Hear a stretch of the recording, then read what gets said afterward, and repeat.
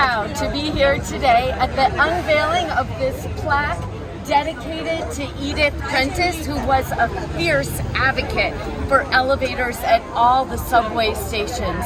And today, I asked the MTA to commit to putting a plaque like this at every single station, because Edith is responsible for getting that elevator there. And going forward, for the next 300 stations that need elevators, I challenge the MTA to build them quickly and to add a plaque dedicating those elevators to Edith, because the only reason that those stations have elevators is because of Edith Prentice's advocacy.